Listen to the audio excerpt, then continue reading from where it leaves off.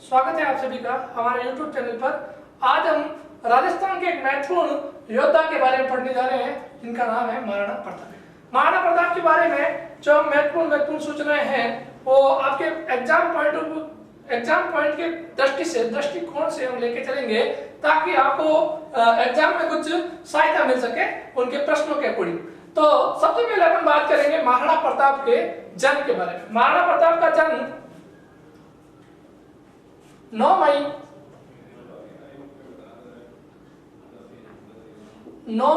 1540 को कुंभलगढ़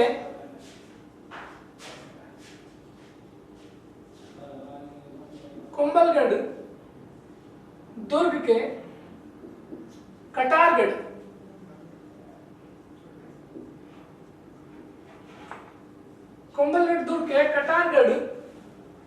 कटारगढ़ के बादल महल में। कुंभलगढ़ दुर्ग का जो सबसे ऊपरी किला है उसका नाम है कटारगढ़। एकदम जो राणा कुंभा ने बनाया था अपने उसकी उन्हीं का निवास स्थल था और काफी बुलंदियों पर ऊंचाई पर स्थित होने के कारण ये कटार एक तलवार की जो कटार है उसकी भांति सीधा खड़ा है। ठीक है, तो उसी कुंभलगढ़ दुर्ग के कटारगढ़ के बादल महल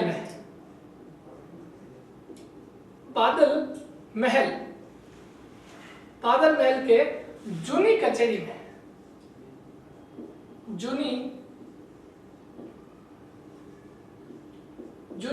में 9 मई 1540 को हुआ था।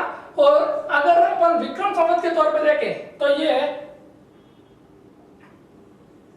1500 विक्रम संवत 1597 को महाराणा प्रताप का जो कुल टाइम पीरियड है राजा की दृष्टि से देखें तब तो वो 1572 को राज्याभिषेक हुआ था और 1597 में उनकी मृत्यु हुई थी। धनुष के किसी पत्ते से तड़ाने के कारण उनके पैरों में लग जाने के कारण उनकी मृत्यु हो गई थी। तो यहाँ पे महाराणा प्रताप का जो कुल टाइम पीरियड है वो 1540 से लेकर 1597 तक ईस्वी।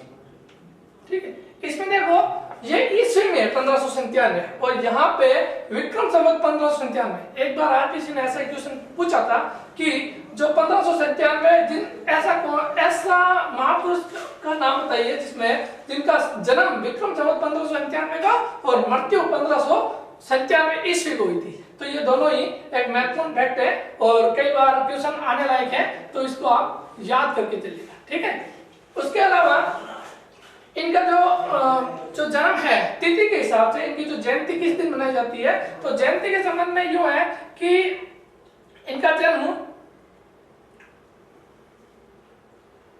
ज्येष्ठ शुक्ल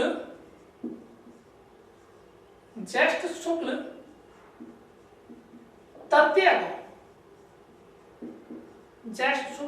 को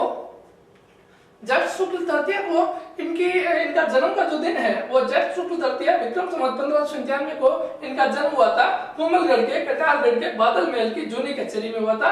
और इनका जो प्रतिवर्ष शुक्ल तृतीया ज्येष्ठ शुक्ल तृतीया को प्रताप की जयंती मनाई जाती है, प्रताप जयंती।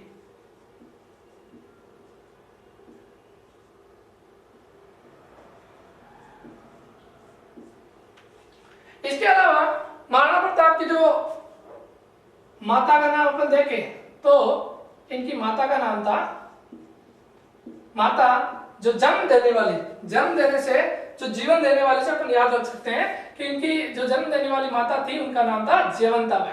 जीवन देने वाली जयवंताबाई ये अखेराज सोनगरा की पुत्री थी। जालोर के राजा अखेराज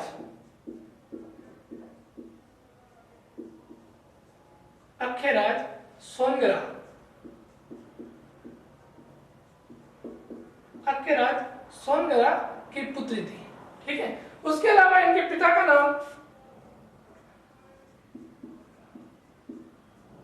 का नाम महाराणा उदय सिंह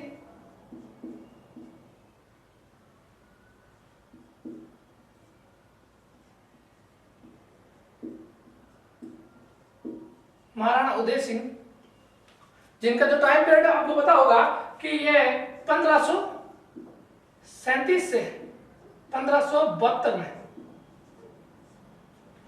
ये इनके अगर दादा का नाम अपन देखें, इनके जो दादा थे महाराणा प्रताप के दादा का नाम महाराणा सांगा था, या राणा सांगा, महाराणा सांगा,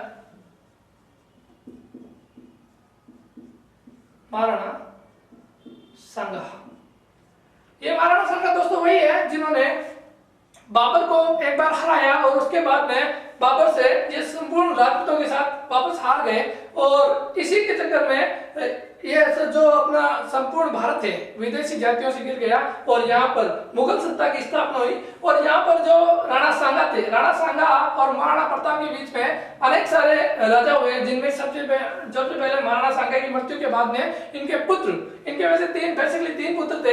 एक तो थे भोजराज, जिनका मीराबाई से विवाह हुआ था, ठीक है, 1517 के आसपास, और मीरा का जन्म जो कुड़की गांव की थी, और जो भक्त कृष्ण भक्त थी, ठीक है। उसी के अलावा भोजराज की अल्पकाल में मृत्यु हो गई, और उसके बाद में जो दूसरे पुत्र थे उनका नाम था विक्रमादित्य। विक्रमादित्य जो 1500 आगे चलकर जो बनवीर था, दासी पुत्र, इन्हीं का दासी पुत्र था बनवीर, उन्होंने जो विक्रमादित्य थी उनकी हत्या कर दी, और उन्हीं के काल में आपको पता होगा 1534 के आसपास कर्णावती के संबंध में तो यहाँ पे साका हुआ था, यह चित्तौड़ का दूसरा साका कहलाता है। और इसी के बाद उदय सिंह, जहाँ पे इन कहते हैं कि पन्ना धाई ने यहाँ बनवीर जो दासी पुत्र था उससे बचाकर अपने पुत्र चंदन का बलिदान देकर उदय सिंह को बचाया।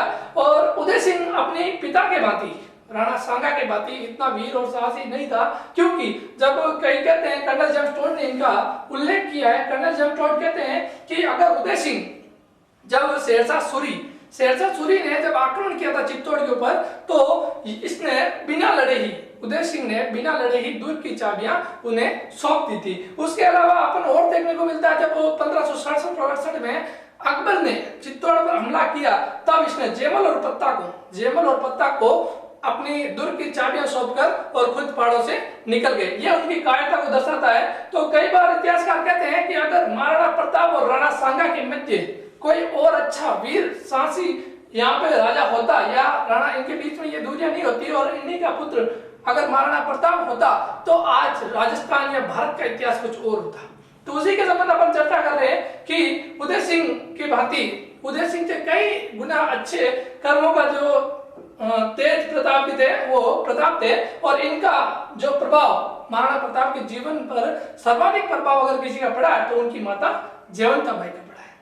जिस प्रकार अपन देखते हैं कि जो शिवाजी थे, शिवाजी महाराष्ट्र के, तो उनकी जो जीवन पर सर्वाधिक प्रभाव, वैसे तो उनके दादा कोंडदेव का पड़ा था, लेकिन उनकी माता जीजाबाई है ना, यहाँ पे जीजाबाई और यहाँ जयवंताबाई, तो उन्हीं का बहुत ज्यादा प्रभाव पड़ा। तो माता का बहुत ज्यादा प्रभाव पड़ता है उनके जो पुत्र के भविष्य के संबंध में। तो यहाँ पे महाराणा प्रताप ने अपनी माता से बहुत कुछ सीखा, और आगे चलकर अपनी जो स्वतंत्रता की अलग जगाई, और आज संपूर्ण विश्व उसको, या संपूर्ण भारत उसको, संपूर्ण राजस्थान उसको कई बार याद करता है और नमन करता है राष्ट्रपिता के नाम से। वहीं से अलग जगह भी जो हमेशा जोत जलती रही, ये चित्तौड़ जो अपने राजस्थान का सिरमौर कहलाता है। और ये इनके उपनाम कई सारे हैं। जो यहाँ पे अगर थोड़े कुछ उपनाम देखे जाए महाराणा प्रताप के उपनामों में, एक तो इन्हें मेवाड़ केसरी कहा जाता है, मेवाड़ केसरी। उसके अलावा और भी बहुत सारी है। और यहाँ पे एक जो कई बार आरपीसी अपने क्वेश्चन में पूछती है, तो उसके लेवल में किका, ये एक पहाड़ी शब्द है जो बालक के सूचक में है, यानी जब छोटा बालक होता है तो उसके अर्थ में लिया जाता है किका या कुका, ठीक है।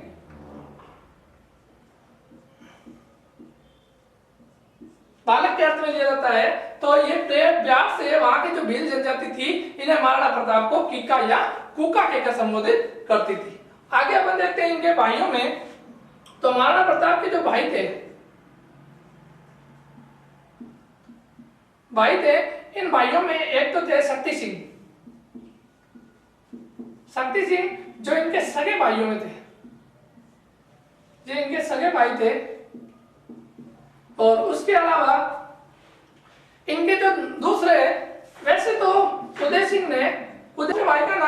यहाँ पर शक्ति सिंह, एक तो शक्ति सिंह हो गए और दूसरे इनके भाई जो थे वो जगमाल थे।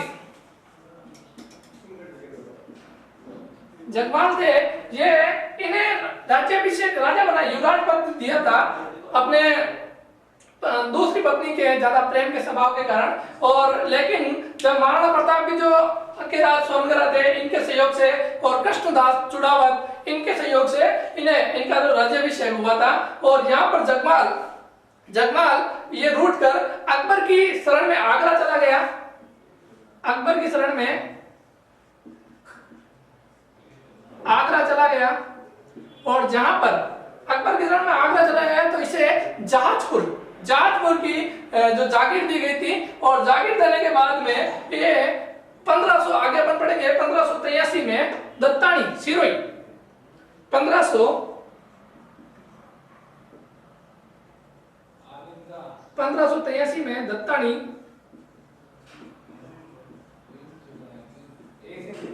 सिरोही में अकबर की मुगल सेना की तरफ से लड़ता हुआ मारा गया या शहीद हो गया। ठीक है, यहाँ पर अपन जो उदय सिंह है, उदय सिंह की जो मृत्यु है, यहाँ पर अब अपन आगे बात करेंगे जो महाराणा प्रताप का राज्याभिषेक। तो राज्याभिषेक के संबंध में अपन बात करेंगे। उदय सिंह की मृत्यु, उदय सिंह ने 1559 में उदयपुर नगर बसाया और उदयपुर नगर बसाने के बाद 1561-62 के आसपास उन्होंने उदय सागर झील का निर्माण करवाया। और उसी के पास साथ ही उदय सिंह जो थे, उदय सिंह की जो मृत्यु है वो 28 फरवरी 1572 को होली के दिन इनकी मृत्यु हो गई। और इसके जस्ट अगले ही दिन यहाँ, वैसे तो यहाँ पे जगमाल बन गए थे राजा, लेकिन जो बड़े सेनापति थे, बड़े जो पदाधिकारी थे, उन्होंने इनकी माता के कहने पर अकेरा सोनगरा और जो कृष्णदास चुड़ावत, मेवाड़ की सबसे बड़ी जागीर जो है वो सोनगरा चौहानों की जो थी, जो अपन पढ़ते हैं मेघराज मुकुंद की कहानी सेनानी, है ना। तो उसमें जो सेनापति थे सलूमर के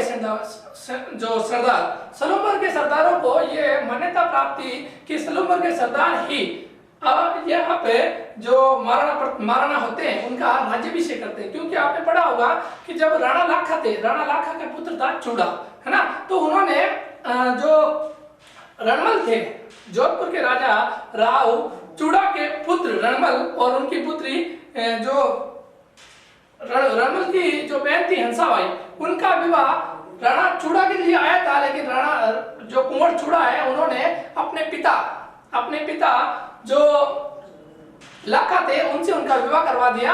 और जब उन्होंने ये इस प्रतिज्ञा के कारण उन्होंने जो ये सब कुछ त्याग किया, उसके बदले में उन्हें मेवाड़ का भीष्म पितामह कहते हैं। अतः जब आगे अपन पढ़ेंगे तो मोकल, आगे हंसाबाई का पुत्र मोकल राजा बनता है और उसने बहुत सारे विशेषाधिकार या कुंवर चूड़ा को दिए है। और वो ये सबसे बड़ी जो सलूमर की जागीर है वो कुंवर चूड़ा को दी। और भविष्य में प्रमुख सेनापति के तौर पर और राज्याभिषेक के तौर पर और तलवार बंदाई के तौर पर ये सारे अधिकार उन्हें दिए गए। तो यहाँ पर जो महाराणा प्रताप का राज्याभिषेक जिसने किया वो किया था, पहला राज्याभिषेक 1 मार्च 1572 को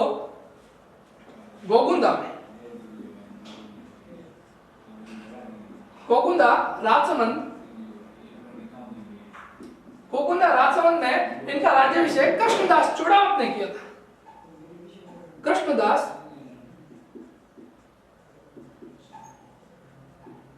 चुड़ावत ने इनका राज्याभिषेक किया। ठीक, इसके अलावा अपन ये तो हो गया इनका राज्याभिषेक। अब जो इनका यहाँ पे जगमाल को यहाँ से निकाल दिया गया और निकल भी गया और ये जाके अकबर की शरण में चला गया, जहाँ पे ये उनके सहयोग में मिल गया। वहाँ पे उनको जहाजपुर की जो जागीर दी गई और आगे चलकर 1583 में दत्तानी सिरोही के युद्ध में वो मारा गया। और उसके अलावा यह राज्याभिषेक दूसरी बार जो इनका राज्याभिषेक हुआ, क्योंकि ये तो विधिवत तौर पे नहीं था, केवल उनके जो प्रमुख सेनानियों और उनके द्वारा गोकुंदा में किया गया, लेकिन इनकी मुख्य जो थी वो कुंभलगढ़ राजधानी थी उस वक्त। तो यहाँ पर जो कुंभलगढ़ राजधानी में इनका दूसरा राज्याभिषेक हुआ वो भी 1572 के आसपास ही हुआ था, कुंभलगढ़। और यहाँ पर राज्याभिषेक महोत्सव मनाया गया, राज्याभिषेक महोत्सव मनाया गया, राज्याभिषेक महोत्सव मनाया गया। तो ये सेकंड टाइम था, ठीक है, ये फर्स्ट टाइम और ये सेकंड टाइम, ये 2 बार राज्याभिषेक हुआ उनका। अब राज्याभिषेक के बाद में जो प्रमुख घटनाएं कुछ इस प्रकार से है कि एक तो अपन उनके बारे में जो प्रमुख युद्धों के बारे में पढ़ेंगे, और प्रमुख युद्धों में सबसे महत्वपूर्ण जो युद्ध था वो आपका हल्दी घाटी का युद्ध था। तो यहां पर अपन प्रमुख युद्ध लिख लेते हैं।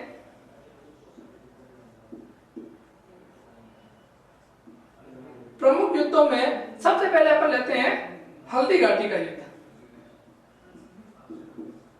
हल्दी घाटी का युद्ध,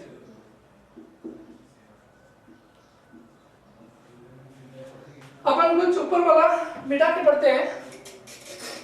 एक बार वापस मैं रिपीट कर देता हूं। महाराणा प्रताप का जन्म 9 मई 1540 विक्रम संवत जो ज्येष्ठ शुक्ल तृतीया को विक्रम संवत 1597 को इनका जो जन्म माना जाता है। जन्म का जो स्थान है वो कुंभलगढ़ दुर्ग के कटारगढ़ के बादल महल की जूनी कचहरी में हुआ था। और इनकी जो माता थी उनका नाम था जयवंता बाई, जो अकेराज सोनगरा की पुत्री थी। उसके अलावा इनके पिता का नाम महाराणा उदय सिंह था और इनके जो दादा थे महाराणा सांगा थे। और इनकी जो पत्नी थी, अपन थोड़ा इनकी पत्नी के बारे में पढ़ते हैं कि इनकी पत्नी का नाम,